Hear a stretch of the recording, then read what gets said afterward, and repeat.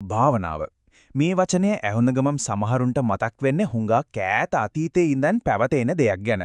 හැබැයි අද වෙනකොට භාවනාව කියන්නේ පුරාණ ප්‍රඥාවෙන් එහාට ගිහින් නවීන විද්‍යාගාර ඇතුළෙත් පර්යේෂණය කරන මනසට කරන හරිම ප්‍රබල පුහුණුවක්.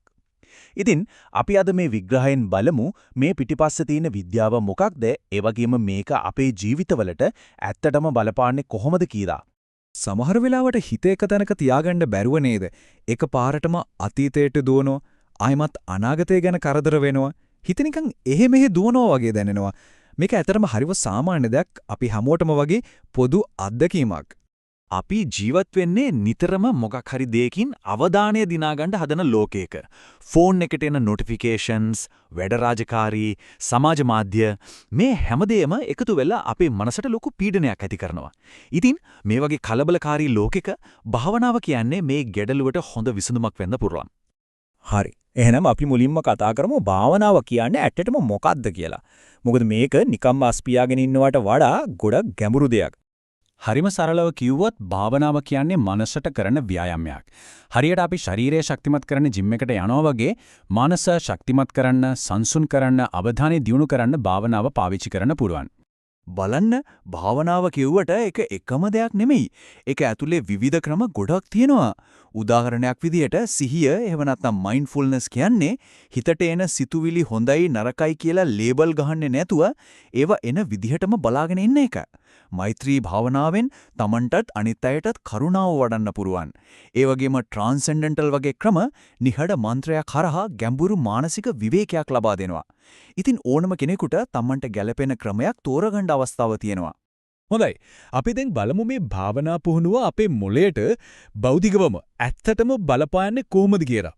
මොකද නවීන තාක්ෂණයට ස්තුතිවන්ත වෙන්න අපිට මේ දේවල් දැන් ඔප්පු කරන්න පුරුවන් වෙලා තියෙනවා.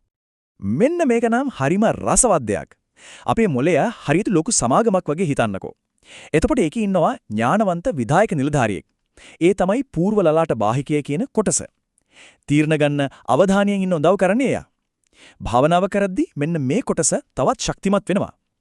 ඒකම හැමදේටම කලබල වෙන අනුතුරු ඇඟවීමේ මධ්‍යස්ථානය, ඒ කියන්නේ ඇමිග්දලාව ටිකෙන් ටික සංසුන් වෙන්න පටන් ගන්නවා. ඒ විතරක් නෙවෙයි, නිකරුණේ හිත එහෙ මෙහෙ දුවන එක පාලනය කරන මොළයේ ජාලය සංසුන් වෙනවා. ඉහළ මට්ටමේ සවිඥානිකත්වයක් ඇති කරන ගැමා තරංග වැඩි වෙනවා. ඒ වගේම මතකයට සම්බන්ධ හිපොකැම්පස් කියන කොටස පවා වර්ධනය වෙනව බවට දැන් සාක්ෂි තියෙනවා. හරි. අපි දැන් මොළයේ වෙන දේවල් වලින් පොඩ්ඩක් එළියට ඇවිත් බලමු. මේ වෙනස්කම් අපේ එදිනෙදා ජීවිතයට, අපේ සෞඛ්‍යයට සහ අපේ සමස්ත යහපැවැත්මට බලපාන්නේ කොහොමද කියලා. මේක බගන්න මේක හරිම වැදගත් සොයා ගැනීමක්. විෂාදය නැවත නැවතත් ඇතිවීමේ අවධානම තියෙන අයට සිහිය පදනම් කරගත් සංජානන ප්‍රතිකාර කියන ක්‍රමය හරහා ඒ අවධානම 50%කින් විතර අඩු කරගන්න පුරුවන් කියලා පර්යේෂණ වලින් පෙන්වා දීලා තියෙනවා. බලන්න මේ සංඛ්‍යාව දිහා. මේක ඇත්තම පුදුම සහගතයි. ප්‍රධාන අධ්‍යයනයකින් හොයාගෙන තියෙනවා රුධර රෝග තියෙන අය ට්‍රාන්සෙන්ඩෙන්ටල් භාවනාව පුහුණු කළොත් හෘදයාබාධ, ආඝාතය වගේ මාරාන්තික තත්ත්වයන් ඇතිවීමේ අවදානම 48කින්, ඒ කියන්නේ භාගයක්ම වගේ අඩු කරගන්න පුරුවන් කියලා. ඉතින් ප්‍රතිලාභ තියෙන්නේ එක පැත්තකට විතරක් නෙමෙයි. මේ වගුවෙන් ඒක පැහැදිලි. ශාරීරිකව ගත්තොත් ප්‍රතිශක්තිකරණ පද්ධතිය ශක්තිමත් වෙනවා. මානසිකව කාන්සාවේ රෝග ලක්ෂණ 38කින් අඩු කරන්න පුළුවන්. ඒ වගේමයි වේදනාව. වේදනාව දැනෙන අප්‍රසන්න බව 57කින් අඩු කරන බව හොයාගෙන තියෙනවා. මේ හැමදේටම අමතරව මතකය සහ අවධානය යොමු කිරීමේ හැකියාවත් ඉහළ යනවා. ඇත්තටම මේක මනසට වගේම ශරීරයටත් එකසේ ගුණ දෙන දෙයක්. හොඳයි. අපි මෙච්චර වෙලා කතා කළේ පුද්ගලයෙකුට ලැබෙන ප්‍රතිලාභ ගැන. දැන් අපි බලමු මේක එතනින් එහාට ගිහින් මුළු සමාජයකටම බලපාන්න පුළුවන් කොහොමද කියලා. මේක හරියට වතුරට ගලක් දැම්මම රැලි පැතිරිලා යනවා වගේ දෙයක් තමයි. මේ උපුටා දැක්වීමෙන් කියවෙන්නේ ඒ කතාව තමයි. එක් පුද්ගලයෙක් භාවනාවෙන් ලබන සංසුන්කම, සිහිය එයාගෙන් ඒ අවට ඉන්න අයටත් පැතිරෙනවා. ගුරුවරයෙක් සංසුන් වුණොත් ඒක මුළු පන්තියටම දැනෙනවා. මෙන්න බලන්න නියම උදාහරණයක්. ඇමරිකාවේ සෑන් ෆ්‍රැන්සිස්කෝ නගරයේ පාසල්වල නිහඬ කාලය කියලා භාවනා වැඩසටහන ක්‍රියාත්මක කළාට පස්සේ සිසුන්ගේ විනය ගැටලු නිසා පන්ති තහනම් කිරීම 79කින් අඩු වෙලා තියෙනවා. මේකෙන් පේනවා නේද මේකේ තියෙන බලපෑම. ඒ වගේම මේ රැලි ආචරණයේ පාසල්වලට විතරක් සීමා වෙන්නේ නැහැ. රෝහල්වල, කාර්යාලවල සහ බන්ධනාගාර පද්ධතියටත් මේක බලපානවා. වෛද්‍ය දෝෂ අඩුවීමේ ඉඳන් සේවක ඵලදායීතාව වැඩිවීම දක්වා නැවත අපරාධ කිරීමේ ප්‍රවණතාව අඩුවීම දක්වා පුළුල් පරාසයක ධනාත්මක බලපෑම් වාර්තා වෙලා තියෙනවා. හරි. ඉතින් මෙච්චර ප්‍රතිලාභ තියෙන මේ දේ පටන් ගන්න ඕන කියලා හිතෙනවා ඇති. අපි දැන් බලමු හරිම සරලව අදම මේක පටන් ගන්නෙ කොහොමද කියලා. මේකට විශේෂ උපකරණවත් ගොඩක් වෙලාවත් ඕන නැහැ. පටන් ගන්න ඕන මෙච්චරයි. පුටුවක හරි බිම හරි කොන්ද කෙලින් තියාගෙන පහසුවෙන් වාඩි වෙන්න. S2 පියාගෙන ශරීරයට ඇතුල් වෙන හුස්ම පිට වෙන හුස්ම ඒ ගැන විතරක්ම අවධානය යොමු කරන්න.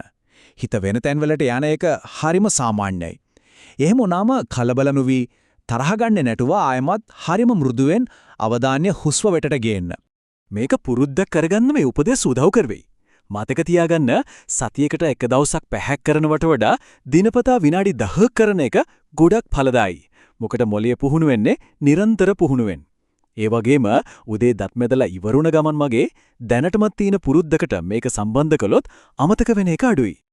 ඉතින් මේ හැම දෙයකින්ම පැහැදිලි වෙන කාරණය තමයි භාවනාව කියන්නේ වෙනසක් ඇති කරන්න පුළුවන් හරිම ප්‍රබල මෙවලමක් කියන එක. ඒකින් අපේ දුක, පීඩනය අඩු වෙනවා, අනිත් අයත් එක්ක තියෙන සම්බන්ධතා ගැඹුරු වෙනවා, ඒ වගේම සමාජයට වඩා හොඳින් දායක වෙන්නත් අපිට උදව් කරනවා. අවසාන වශයෙන් මේ ප්‍රශ්නේ ගැන මොහොතක් හිතලා බලන්න. එකෙක් පුද්ගලයා Tamanගේ මනස සංසුන් කර ගැනීමෙන් ටිකෙන් ටික මුළු ලෝකෙම සාමය සහ යහපැවැත්ම වැඩි දියුණු වෙන්න පුරන්නේ නේද? ඒ ගැන හිතන්නට යමක් ඉතිරි කරමින් අපි අදට සමුගන්නවා.